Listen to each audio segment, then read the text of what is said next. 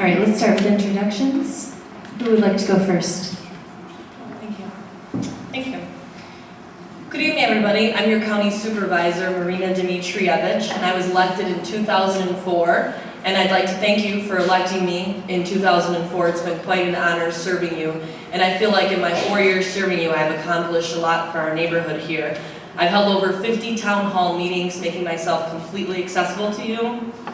And the slogan of my re-election campaign is active, honest representation, because I feel like that's what I've delivered.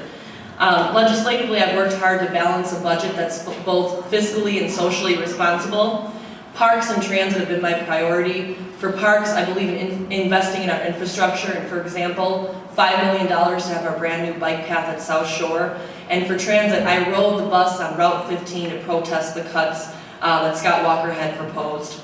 And I believe that we should be adding routes and decreasing fares, not making cuts. And lastly, I have not just ideas, I have the experience and a record of delivering the results to you. And when you re-elect me April 1st, we will continue to work together to make our neighborhood a better place. Thank you.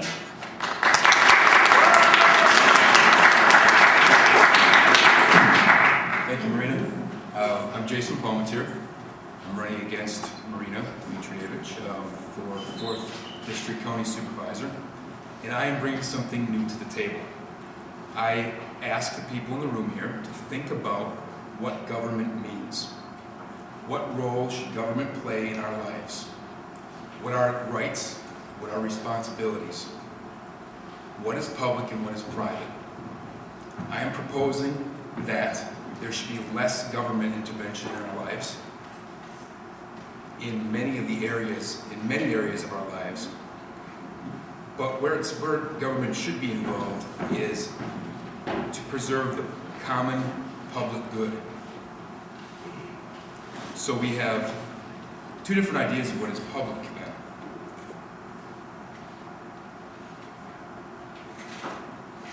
What is public that some people use, and what is public that all people use? I am suggesting that it is the role of government to protect its citizens, number one, and preserve the common public good that belongs to everybody. Now I'm going to stop.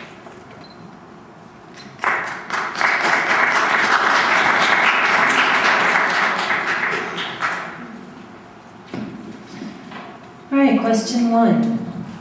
Describe your perspective on whether establishing an independent parks district is the best way to save and preserve Milwaukee County parks. Describe any creative ideas that you have for ensuring the park service despite a dearth of apparent funding. Would you raise taxes to pay for the parks? 1 minute, right, we'll start with you. Oh, for the okay. next question. Thank you. Well, since I've been elected for the past 4 years, like I said, our county parks, protecting, promoting, and preserving them have been a priority, and I have delivered many times results in that fashion. As for the specific question about an independent parks district, I don't know if that's the best idea. It's not that Milwaukee County hasn't been managing our parks well, it's that we don't have the resources. Adding another layer of government doesn't get us to where we need to be, and that's what an independent parks district would do. It's also a step sometimes in the move to privatization. It's another layer, and we don't know where the accountability is. I want to make sure that our parks remain publicly owned and operated, and I think we are doing such a great job as we have with our over 150 parks. What we need to do, as was presented in the question, is find a dedicated funding source. We cannot have our parks on the property taxes as with our transit system. It's not getting us to what we need. I'd like a dedicated funding source, and one way we talked about it was possibly looking at a small increase, a cent, in the sales tax. I know it might not be thrilling or exciting for you all, but we did propose a referendum to see what you think on that to save our county parks. Thank you. Okay, my ideas on park systems. I am absolutely in opposition to raising taxes for our park systems. What I think we need to do is take a look at the workers that currently exist, that work for our park systems, and keep those workers in place. But then we need to come up with ideas for working with, for example, working with at-risk youth, possibly mentor programs, possibly internship programs where the youth come in and work with experienced park workers to get some of the work done. Now, I am not opposed to having outside sources supplement what currently exists. I do want to state, though, one more time, I am not talking about cutting current county workers in the parks. Parks go back to what I was saying in my opening statement, that government should be preserving the common good, the common public good, and parks are part of that common public good. Please explain your perspective on the Milwaukee County Transit System or buses. Will you work to decrease fares and increase routes? How? What do you envision as the future of the bus system? Would you raise taxes to fund the bus system? Let's Jason first. Okay. Once again, I'm absolutely opposed to raising taxes for this purpose. I also don't think that we need to reconfigure or eliminate bus lines. I've been riding the bus since I was 24 years old, and I am almost 36. I can see where bus lines could be reconfigured to serve people better. I do support a fare increase on the buses. Currently, buses are $1.75. I wouldn't be opposed to raising the fares to $2 a ride.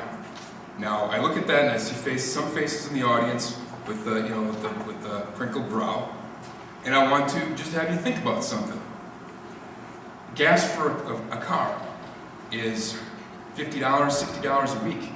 If you were to take 2 rides a day at $2 a ride, you're talking $28 to $32. This is half of what somebody who owns a car and drives a car spends. It's already $2 today. Thank you. First of all, our Milwaukee County transit system is extremely important. As to any modern, large community, you must have a good public transit system to provide services to residents who depend on and enjoy it. People need to get to work, to where they want to go. Disabled people, senior citizens, this system is for you. And if we need to raise taxes slightly, it's not a bad word. It's the way you fund quality of life services. And if we need to make changes so that you all can have the services that you depend on and deserve, we'll do it. We'll find a way. And I rode the bus on Route 15 to protest those cuts, because this Route 15 is full every single day. It's a priority. I'm committed to not just preventing cuts, decreasing fares, and increasing routes so it'll be a better system for all of you. That's how you make a difference. Increasing fares, as we just saw, has taken us back to lowest ridership in the past 30 years. It's the worst thing you can do for a healthy county transit system. Not to mention all the positive impacts on the environment as well. For a healthy city and community, we need a positive, healthy, progressive county transit system.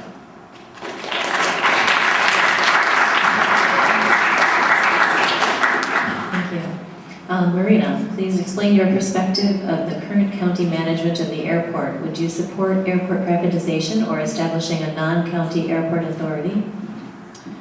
Milwaukee County's Mitchell International Airport, one of the true treasures and gems and economic engines that we have in Milwaukee County. I'm very proud of it. We have invested over $250 million remodeling it. If you look inside, it's beautiful. I'm proud that it's publicly owned and operated. We've done a wonderful job. And when our state Senate wanted to privatize it and sell it off, I drove to Madison and testified against the airport authority. We need to keep it public.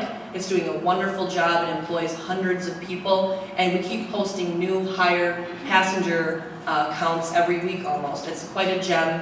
I'm against an airport authority, and I fully support it, and I think we're doing a wonderful job out there. And I'm proud to have I sit on the Transportation and Public Works Committee, and I fully support it. Thank you.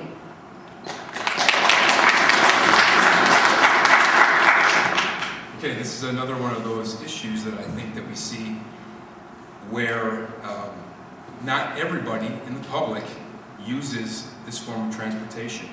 I would be in support of privatization. I feel that the private market, the free, open market, is the best way to go when you're talking about the type of transportation that air travel provides.